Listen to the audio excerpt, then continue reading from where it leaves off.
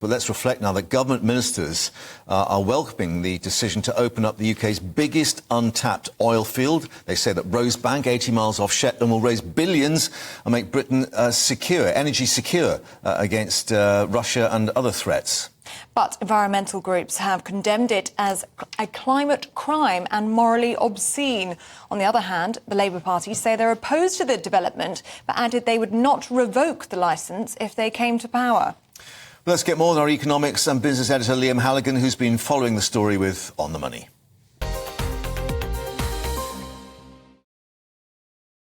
And it's yet again a mix of politics and business. Let's look at the business first of all. I mean, we've got oil heading towards $100 a barrel. So clearly the black gold, as it used to be called, still very much in demand. How much is in this oil field, do we know?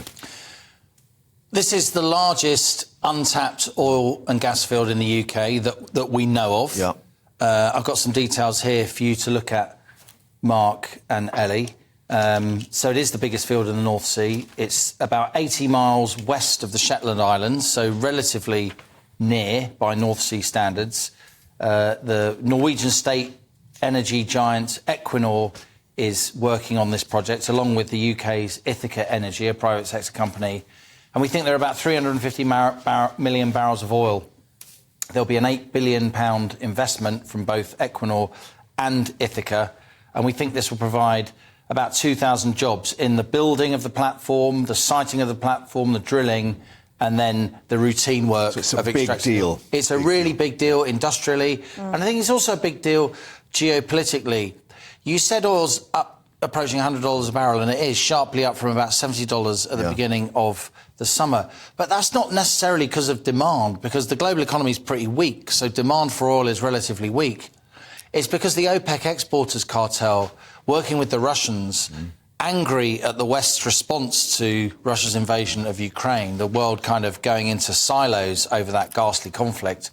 OPEC are deliberately squeezing global oil markets. How do they do that? Because they produce half of global supply, right? They got the Saudis, they've got UAE, they've got Iran, they've got Iraq, they've got Venezuela, they've got Mexico, these really powerful energy exporting countries. They're working with the Russians, not an OPEC member, but they formed this grouping OPEC Plus in order to deliberately extract more money for themselves but complicate the West's escape from inflation. We keep hearing inflation's coming down, interest rates have peaked.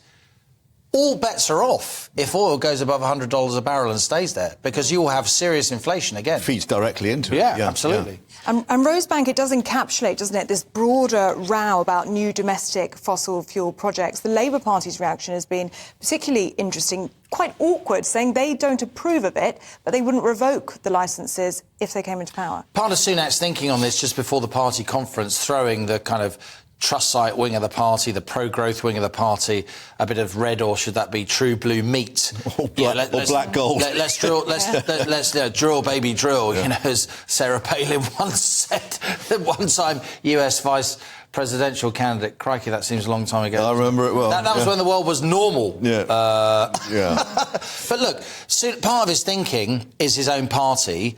Though there will be a backlash from the sort of One Nation part of the party, the sort of Zach Goldmith types, the more kind of prosperous, shire Tories who are always competing with the Lib Dems on these issues. But a lot of his thinking is to make life really, really difficult for the Labour Party, because they have to say to their university town kind of Waitrose frequenting supporters, oh, this is absolutely terrible. But then they have to say to the trade unions and their blue-collar vote, but we're not going to reverse it. I mean, you can see, I think we've got a quote here I can pull up from Gary Smith. Gary Smith is the particularly strategic General Secretary of the GMB, which is the third biggest union in the UK. And there he is.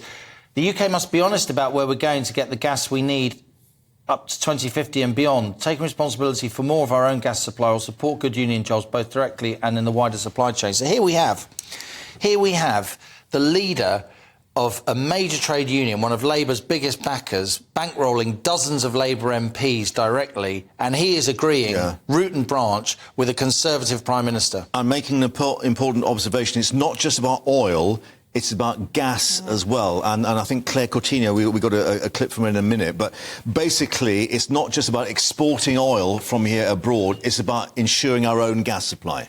Indeed, and the word from the government is that the gas that's drilled in this field will stay in the UK. But, you know, I keep hearing about all this gas, oil and gas is going to be exported, but in a world where you lack energy security, it's better to have the oil and gas. Then you can make the decision what you actually do about it. So I think that's important. And how does that work? Because it's a Norwegian company that's got the sort of lion's share of it. And as you say, it's not far from Shetland, and not far from Norway as well. But how do they deal with the UK in those But terms? it is in British waters, so the British government still has a lot of say. Yeah. I mean, you mentioned Claire Coutinho. This is the young MP who Sunak's brought into his cabinet, very much very close to the Prime Minister. Interesting that Claire Coutinho, she is now the Energy Security and Net Zero Secretary in that order. In that order, yeah. Even that is a change in signalling from Sunak. But here is Claire Coutinho. Let's listen to what she had to say. Well, firstly, the gas will be used domestically, as has been set out. In terms of the oil, it gets exported initially, but overall the UK is a net importer of oil, so much of that makes its way back here. So this, I think, is an important thing that's happened today. It's good for energy security, it's good for jobs and investment in this country, and overall it means lower emissions. So Claire Coutinho there, and just for balance, we should give a shout-out to Caroline Lucas, the Green Party's only MP, of course, never backward in coming forward with her views. So Caroline Lucas said, in her view, giving the green light to this huge new oil field is morally obscene. Yeah. And look, that's a completely valid view. Lots of people in the country feel like that. I would judge, though, and I reckon the Prime Minister's judging, that a lot more people, the kind of silent majority, are thinking, you know what? We really need this oil and gas. Yeah. Better that we produce it ourselves rather than importing it at higher cost and bigger carbon footprint from elsewhere around the world. But again, in terms of balance, I mean, Humza Yousaf saying, look, I'm disappointed.